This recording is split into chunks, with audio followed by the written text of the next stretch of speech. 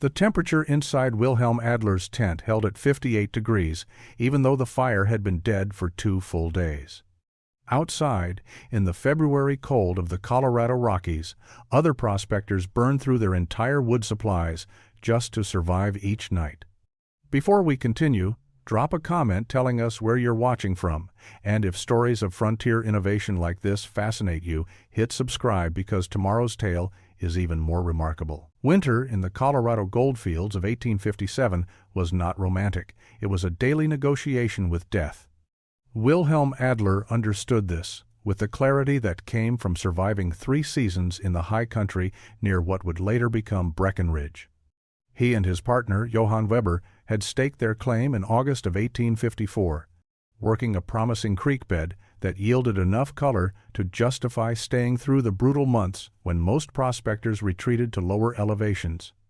Their tent was typical of the era. Heavy canvas stretched over a wooden frame, 12 feet by 10 feet, with an earth floor and a simple fire pit dug in the center. The pit was perhaps a foot deep, ringed with random stones to contain the flames. It served its purpose adequately during fall and spring, but winter transformed it from a convenience into a lifeline that demanded constant attention. The mathematics of survival were simple and unforgiving. A good fire, properly fed, would keep the tent warm enough for sleep, but wood burned faster than men anticipated. A night's worth of warmth required approximately 40 pounds of dry firewood.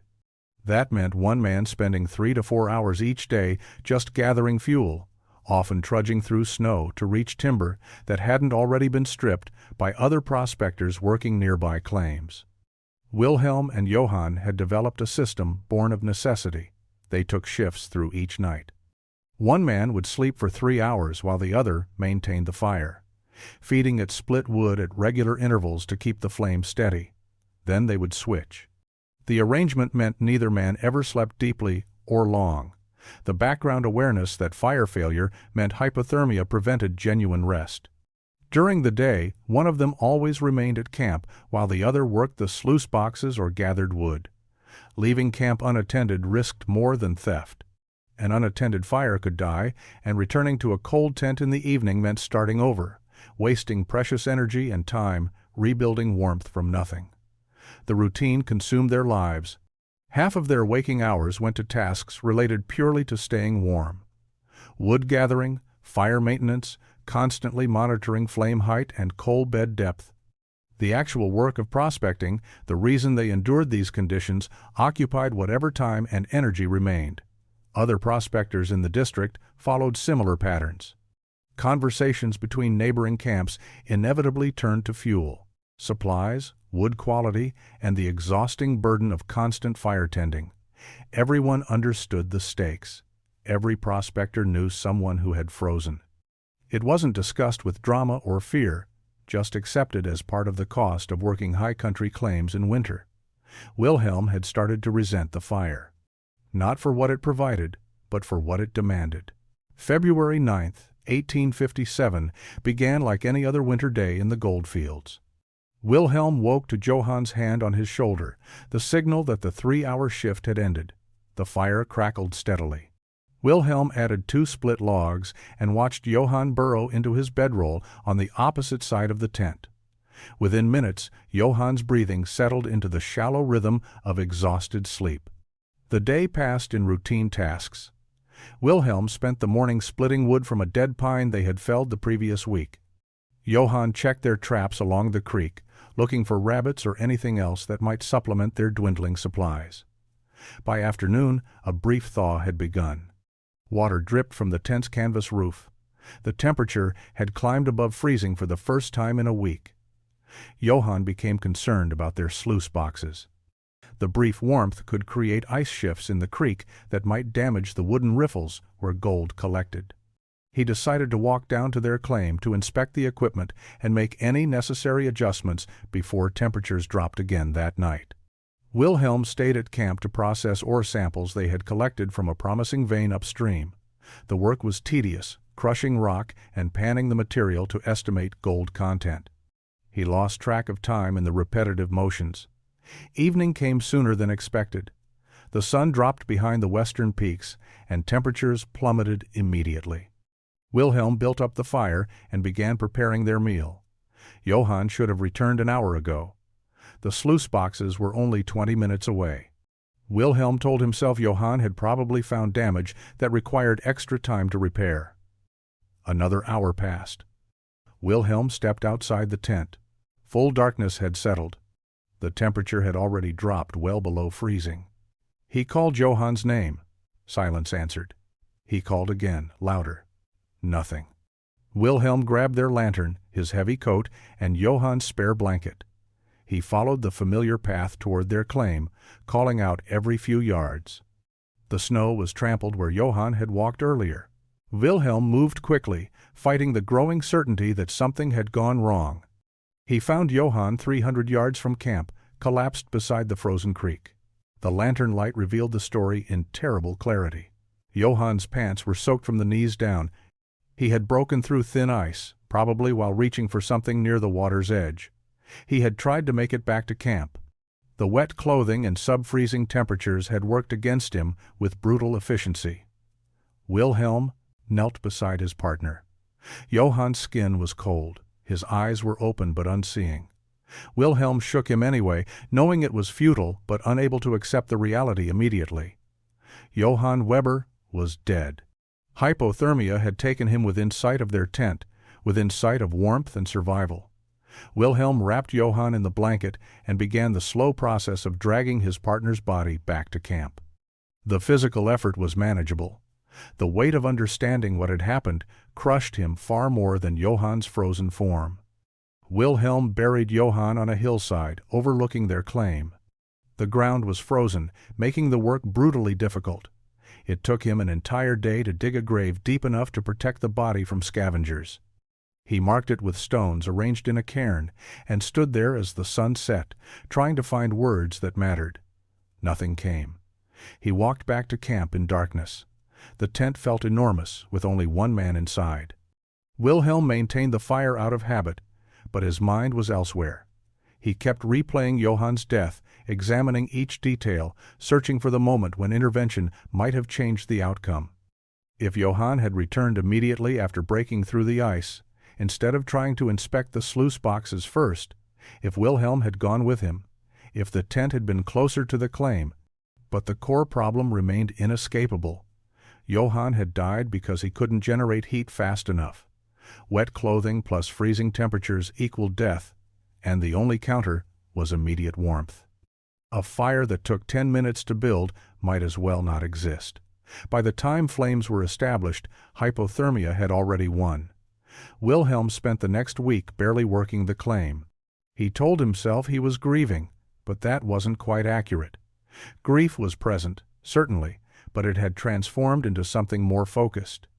He wasn't mourning Johann so much as obsessing over the mechanism of his death. The problem consumed his thoughts with an intensity that felt almost physical. He began paying methodical attention to his own fire habits. He started counting how many logs he burned each night, 18 to 22 pieces of split wood, depending on outside temperature and wood quality. He timed how long the tent stayed warm after the fire died, less than an hour before the temperature dropped noticeably. 2 hours before it became genuinely uncomfortable. 3 hours before hypothermia became a real risk. The mathematics were damning. Fire required constant feeding. Heat disappeared almost immediately when flames died. The system had no buffer, no margin for error. Every prospector in the mountains operated on this same razor's edge, where a single failure could prove fatal. Wilhelm started visiting neighboring camps. He asked other prospectors questions that probably seemed strange. How often did they wake to tend their fires? What happened when they ran out of wood? Had anyone they knew frozen to death? The answers painted a consistent picture. Everyone faced the same problem. Most had lost someone or knew someone who had. All of them accepted it as an unchangeable reality of winter prospecting. Ernst Kohler, whose claim was half a mile downstream, responded to Wilhelm's questions with a shrug. Fire goes out, you freeze. That's mountain law. Only solution is keeping the fire going. Wilhelm nodded, but said nothing. Ernst's answer felt incomplete. There had to be another way. Heat was just energy. Energy could be stored. His grandmother in Bavaria had heated stones on the kitchen stove, wrapped them in cloth, and placed them in beds on cold nights. The principle was sound. The question was scale. Late February brought a string of clear days to the Colorado high country. The intense cold remained, but sunlight during the day created brief moments of relative warmth. Wilhelm found himself walking to the creek more often than necessary, ostensibly to check the sluice boxes, but really just to escape the emptiness of the tent. On one of these walks, he noticed something that stopped him mid-step. Rocks along the creek bank, exposed by low winter water levels, were noticeably warm to the touch despite air temperatures well below freezing. He knelt and placed his bare hand on a smooth, rounded stone the size of a bread loaf. Heat transferred into his palm immediately. The stone had been absorbing weak winter sunlight all day. While the air temperature hovered around 15 degrees, the dark surface of the rock had captured and held solar energy. Wilhelm wrapped both hands around it, feeling genuine warmth seep into his cold fingers. He stayed there for several minutes, simply experiencing the heat radiating from stone. A memory surfaced with unexpected clarity. His grandmother's kitchen in Bavaria, winter evenings, the massive iron stove that dominated the room. She would select specific stones from a collection she kept, place them on the stove surface to heat, then wrap them in thick cloth and tuck them into beds before the family retired for the night. Wilhelm remembered the comfort of those heated stones, how they made the cold upstairs bedrooms tolerable through the night. But those stones had cooled within a few hours, becoming merely warm rocks by morning. These creek stones, heated only by pale winter sun, seemed to be holding their warmth far longer. Wilhelm stood and looked around. The creek was lined with thousands of stones, smooth ones, rough ones, large and small, different colors and compositions. He began testing them methodically. Rough, angular stones felt cooler. Smooth, water-worn stones held more heat.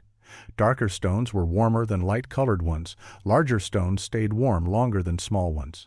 He spent over an hour moving along the creek bank, touching stones, comparing temperatures, building a mental catalog of which types retained heat most effectively.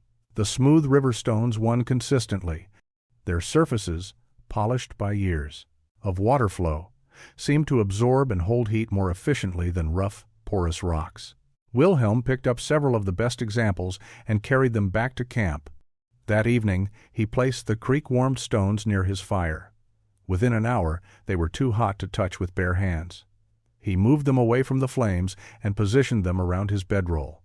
They radiated heat noticeably. He let his fire burn down to coals, then die completely. The stones continued warming his sleeping area for 3 more hours. It wasn't enough. 3 hours wasn't significantly better than what the fire alone provided, but the principle was proven. Stones stored heat. The question now was how to store enough heat to matter. How to extend 3 hours into something that could actually change the survival equation. Wilhelm pulled out the notebook where he had been tracking wood consumption and began a new section. At the top of the page, he wrote simply, "Stones." Wilhelm returned to the creek the next morning with a canvas sack and a specific mission. He needed stones. Not just any stones, but ones that met the criteria his observations had established. Smooth surfaces, substantial size, dark coloring, and density that suggested they would hold heat effectively. He waded into the shallows where ice hadn't formed, reaching for stones that had been tumbled smooth by years of water flow. Each one he selected was at least as large as his 2 fists together. Smaller stones cooled too quickly to be useful. He filled the canvas sack until it weighed nearly 40 pounds, then struggled back to camp with his collection. Ernst Kohler happened to be passing Wilhelm's claim on his way to check his own traps. He stopped and stared at Wilhelm, emerging from the creek with a sack full of rocks. "You planning to build a cathedral, Adler?" His voice carried equal parts amusement and concern. "Man needs to orc his claim, not collect pretty stones." Wilhelm offered no explanation. Ernst shook his head and continued walking, muttering something about grief making men simple. Wilhelm ignored him and dumped his collection near the tent entrance. The systematic testing began that afternoon. Wilhelm heated stones in his fire, then moved them to different locations around the tent, tracking how long each stayed warm enough to radiate noticeable heat. He discovered quickly that rough stones were worthless. 3 specimens cracked violently after an hour in the fire, splitting with sharp reports that sent fragments across the tent. The rough, porous surfaces created internal stress points where moisture could penetrate and expand when heated. Smooth stones endured. He heated them for varying lengths of time, noting how heat penetration seemed to increase with longer exposure. A stone heated for 1 hour stayed warm for perhaps 3 hours. A stone heated for 4 hours stayed warm noticeably longer, radiating heat for 6 or 7 hours. Size mattered exponentially. A stone the size of his fist held warmth for a few hours.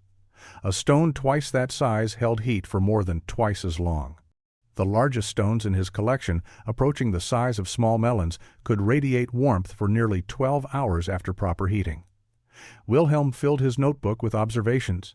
He drew diagrams of stone placement. He recorded heating times and cooling rates. He tested different arrangements, different distances from the fire, different exposure patterns. The work consumed him completely. Word spread through the prospecting community about Adler's rock experiments. Men who passed his camp reported seeing stones arranged in patterns around his tent, seeing Wilhelm taking notes like some kind of scientist instead of working his claim. The jokes multiplied. Adler's gone simple from the cold. Man loses his partner and starts playing with stones like a child. He'll starve before spring. Wasting time on foolishness.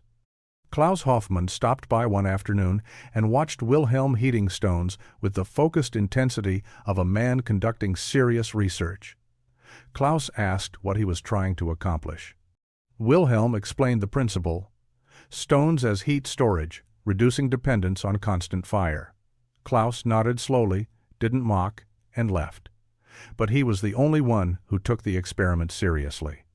Early March brought the breakthrough Wilhelm had been working toward.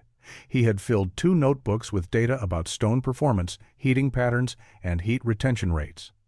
The numbers pointed toward a solution, but implementation required abandoning everything prospectors understood about fire pits. Traditional fire pits were dug deep. The logic seemed sound. Deeper pits contained fires better, protected flames from wind, and created a sense of permanence. Most prospectors dug their fire pits 12 to 18 inches deep, sometimes deeper. Wilhelm had built his original pit to those same specifications. But his testing revealed a fundamental problem with depth. Heat traveled upward. A deep pit meant heat had to rise through a column of air before reaching the living space. More critically, deep pits lost tremendous amounts of heat directly into the ground. The earth beneath the fire absorbed energy that never reached the tent interior. Wilhelm's solution violated conventional wisdom completely. He needed a wide, shallow pit that would hold multiple large stones while keeping them close to floor level, where their radiant heat would rise directly into the living space. On March 3, 1857, Wilhelm dismantled his existing fire pit entirely. Ernst Kohler happened to be walking past and stopped to watch. "What in God's name are you doing, Adler?" "Starting over," Wilhelm said, continuing to shovel. "That pit served fine all winter. It wastes heat." Ernst watched for another minute as Wilhelm began digging a new pit that was barely more than a shallow depression. "That pathetic scratch won't hold a fire worth a damn. You need dawning. Depth for coals." Wilhelm didn't argue. He simply continued working. Ernst left, shaking his head, certain he was watching a man lose his grip on sanity. The new pit was only 6 inches deep at its center, perhaps 8 inches at the deepest points. But it was wide, nearly 3 feet across, creating a circular depression with gently sloped sides. Wilhelm shaped the rim carefully, creating a low earthen edge that would contain ash and coals without creating steep walls. He arranged his tested stones in a circular pattern around where the fire would burn. The arrangement wasn't geometrically perfect, but it was intentional. Each stone was positioned to receive maximum heat exposure. Larger stones went in positions where they would heat most directly. Smaller stones filled gaps. The ring created a complete circle of thermal mass surrounding the fire area. Wilhelm built a moderate fire using less wood than usual. He let it burn steadily for 6 hours, feeding it just enough to maintain consistent heat. The stones absorbed the thermal energy slowly, their temperature climbing gradually. When the fire had burned down to coals, Wilhelm let it die completely. By morning, his tent was still warm, not hot, but genuinely comfortable. The stones had released their stored heat throughout the night. Wilhelm slept without tending the fire once. He woke rested in a way he hadn't experienced since the previous autumn. He ran the test again the next night with the same results. The stones held heat for nearly 2 full days before the tent temperature dropped to uncomfortable levels. Word spread quickly through the prospecting district. Wilhelm Adler claimed he could keep his tent warm for days without maintaining a fire. The assertion seemed to violate basic physics. Heat dissipated. Everyone knew this. Fire went out. Warmth disappeared. That was simply how the world worked. Prospectors began stopping by Wilhelm's camp to see the setup for themselves. They examined his shallow pit with obvious skepticism. The depression looked inadequate, barely more than a scratch in the dirt floor. The stone arrangement seemed haphazard. The entire system appeared to be the work of someone who had forgotten how proper fires were built. Ernst Kohler was loudest in his criticism. He stood in Wilhelm's tent on a cold afternoon, staring at the fire pit that defied everything he understood about heating. "Heat don't store, Adler. It dissipates into the air." "That's basic physics. You can't trap it in rocks for days." Wilhelm gestured toward his fire pit. "The fire has been out for 36 hours. Feel the air in here compared to outside." Ernst had to admit the tent was noticeably warmer than the exterior temperature, but he attributed it to insulation, to the canvas walls, to anything except the stone system. "You've got residual heat from recent fires. Wait till real cold comes. That little arrangement won't save you when temperatures drop below zero." Other prospectors echoed similar doubts. They saw the shallow pit as a weakness rather than an innovation. Deep pits were traditional because they worked. Shallow pits seemed like a step backward. The stone arrangement looked like superstition, like a man arranging totems, hoping for magical warmth. "My grandmother heated stones for bed warmers," one prospector said. "They cooled in a few hours. You're claiming days." "That don't make sense." Wilhelm tried explaining the difference. Size mattered. Heating time mattered. Multiple stones working together created cumulative effects. But explanations felt inadequate against the weight of conventional wisdom. Men who had survived winters using traditional methods had no reason to trust a system that contradicted their experience. Most visitors returned to their own camps, convinced Wilhelm had either deceived himself or was exaggerating modest improvements. They went back to their deep fire pits and constant fire tending, secure in methods that had kept them alive thus far. But one man asked different questions. Klaus Hofmann arrived at Wilhelm's tent with a notebook similar to Wilhelm's own. He examined the pit carefully, measuring its dimensions with a length of cord. He asked about stone selection criteria. How did Wilhelm choose which rocks to use? How long did he heat them? What was the optimal fire size? Wilhelm answered every question in detail. Klaus took extensive notes. He asked about failures. Had any stones cracked? Yes, Wilhelm explained. Rough stones failed consistently. Only smooth river stones proved reliable. Klaus wrote this down. You're sharing all this freely? Klaus asked. Why wouldn't I? Wilhelm replied. If it works, others should benefit. Keeping warm isn't a competition. Klaus nodded slowly and left with his notes.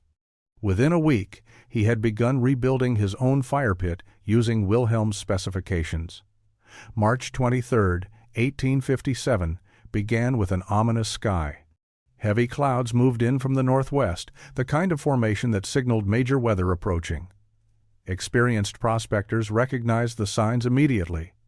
This wouldn't be a typical late winter snow. This would be significant. The storm hit around midday with a ferocity that caught even the veterans by surprise. Wind drove snow horizontally across the landscape. Visibility dropped to mere feet. Temperatures plummeted as the wind created a chill factor that made exposed skin dangerously vulnerable within seconds. Prospectors retreated to their tents and prepared to wait out the storm. By evening, it became clear this wasn't a storm that would pass overnight. The wind howled continuously. Snow accumulated rapidly. Anyone attempting to move between camps risked disorientation and death. Each prospector was isolated in his tent, dependent entirely on whatever preparations he had made. The real crisis emerged on day 2. Fuel supplies were running low across the district. Prospectors had burned through wood faster than anticipated, fighting against the extreme cold and the drafts that found every gap in their canvas shelters. Those who had stockpiled conservatively now faced a terrible calculation. They could ration wood and risk freezing, or they could maintain adequate warmth and run out of fuel before the storm ended. Ernst Kohler and 2 other prospectors made a desperate attempt to reach the tree line for more wood on the morning of day 2. They lasted less than an hour in the blizzard conditions before turning back, faces showing early signs of frostbite. The wood they managed to gather barely justified the risk. The message was clear. No one would be gathering more fuel until the storm broke. Franz Mueller's situation became critical on the afternoon of day 2. His fire died when his last pieces of wood burned down to ash. He had no fuel remaining. His tent temperature began dropping immediately. Within an hour, he was shivering uncontrollably. Within 2 hours, he recognized the early stages of hypothermia settling in. Desperation drove him to action. He knew Wilhelm's camp was roughly 200 yards to the west. He bundled himself in every piece of clothing he owned, wrapped a blanket around his head and shoulders, and stepped into the blizzard. The journey was nightmarish. Wind drove snow into his face, making breathing difficult. He couldn't see more than a few feet ahead. He navigated by memory and instinct, knowing that deviation from the correct path meant wandering until he collapsed. His muscles were already sluggish from cold. Time compressed into an endless struggle of putting one foot ahead of the other. He almost missed Wilhelm's tent entirely, passing within 10 feet before recognizing the dark shape through the blowing snow. He stumbled to the entrance and pulled at the canvas flap. Wilhelm opened it immediately and pulled Franz inside. The warmth hit Franz like a physical force. The tent was genuinely warm, comfortably so. Franz stared around in confusion. There was no fire. The pit showed only cold ash and arranged stones. Yet the temperature inside was easily 40 degrees warmer than outside. How? Franz managed to say through chattering teeth. Wilhelm wrapped Franz in dry blankets and positioned him near the stone ring. "The rocks?" he said simply. "They've been warm for 2 days. The blizzard finally broke on the morning of March 26th. 3 full days of punishing wind and snow had left the landscape transformed. Drifts reached 8 feet in protected areas. The temperature remained brutally cold, but the wind had stopped and visibility had returned. Prospectors emerged from their tents to assess damage and check on neighbors. The district had survived, but barely. Most camps had burned through their entire wood stockpiles. Several men showed signs of frostbite. Everyone was exhausted from 3 days of fighting to stay warm in inadequate shelters. Franz Mueller's story spread quickly. He had survived 2 full days in Wilhelm's tent with no fire burning. The tent had remained warm enough for genuine comfort. Franz described it with the bewilderment of someone who had experienced something that contradicted his understanding of reality. The fire was dead, just ash and stones, but the warmth was real. I slept through the night without shivering. Men who had mocked Wilhelm's system now asked for details. How deep was the pit? How were the stones arranged? How long did they need to be heated? Wilhelm answered every question patiently, explaining the principles he had discovered through months of testing. Klaus Hofmann reported that his own heat rock pit, built using Wilhelm's specifications, had performed similarly. He had maintained comfortable warmth throughout the blizzard while burning less than half the wood his neighbors consumed. The validation from a second source made the innovation impossible to dismiss. Ernst Kohler visited Wilhelm's camp 4 days after the storm ended. His pride was visibly wounded, but his near-death experience gathering wood had stripped away his skepticism. "I need to understand how this works," he said simply. "Show me everything." Wilhelm walked Ernst through the entire process. Stone selection at the creek, testing for cracks by heating slowly, the wide, shallow pit configuration, the circular arrangement that maximized heat radiation, the long heating period that allowed thermal energy to penetrate deep into the stone mass. Ernst took notes and asked clarifying questions. When he left, he carried a canvas sack for collecting his own stones. By late April, 7 prospectors in the immediate district had rebuilt their fire pits using Wilhelm's design. Each reported similar results. Tents stayed warm for 1 to 2 days after fires died. Wood consumption dropped by half or more. The constant anxiety of fire maintenance disappeared. Men could sleep through entire nights without waking to tend flames. The technique spread organically, without promotion or formal instruction. Prospectors mentioned it to friends in other districts. Men preparing for their first winter in the mountains heard about the heat rock system and adopted it immediately, never knowing the traditional methods they were bypassing. By the following winter, camps 30 miles away were using variations of Wilhelm's design. No one called it an invention.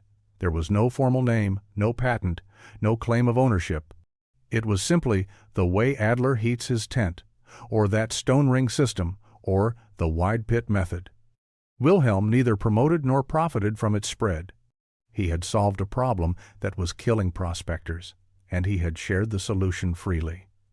The innovation's value lay in its use, not its attribution.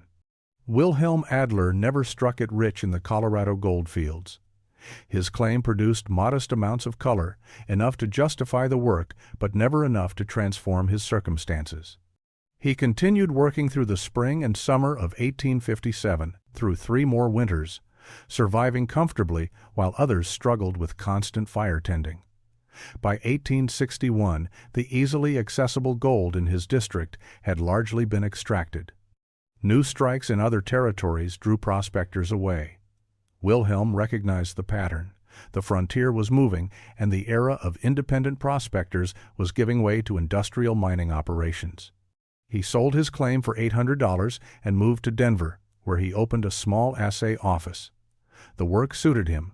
It required precision, attention to detail, and the methodical approach that had served him well in the mountains. He analyzed ore samples for mining companies and individual prospectors, providing technical expertise that separated promising claims from worthless ground. In 1863, Wilhelm married Anna Reichert, a widow who ran a boarding house near his office. They had 2 children, a daughter born in 1864 and a son in 1866. Wilhelm rarely spoke about his prospecting years.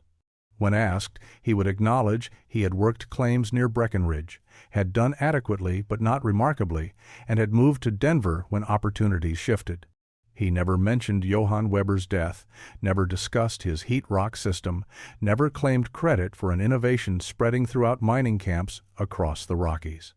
His family knew him simply as a careful man who worked long hours at his assay office, who kept meticulous records, and who approached problems with methodical patience. His children grew up hearing no stories of frontier adventure. To them, their father was simply present and reliable in ways many frontier children never experienced. But in the mountains Wilhelm had left behind, the heat rock system persisted. New prospectors learned it from veterans. The technique spread to trappers working remote territories. Hunters building winter camps adopted the wide, shallow pit configuration. Remote homesteaders used the principle to heat cabins more efficiently than traditional fireplaces allowed. The system saved lives in ways that went unrecorded. A trapper survived an unexpected blizzard because stored heat lasted through 3 days of fuel shortage. A homesteader's family weathered a brutal cold snap using half the wood their neighbors burned. A prospector recovered from illness in a warm tent while his innovation kept him comfortable without constant fire tending. Wilhelm died in Denver in 1892 at age 64 from pneumonia contracted during a harsh winter. He was buried in Riverside Cemetery with a simple stone listing his name, birth and death years, and identifying him as a beloved husband and father. No mention of the goldfields. No reference to the innovation that had changed how men survived mountain winters. But in the mountains, cabins and tents still used wide, shallow fire pits ringed with smooth river stones. Men still heated those stones for hours, let their fires die, and slept warm through cold nights. The impossible had become routine. A tent that stayed warm for days without fire was simply the correct way to survive remote country. And the name of the man who had figured it out through grief and methodical testing had been forgotten, his legacy built into fire pits scattered across the Rockies, keeping people warm decades after his death.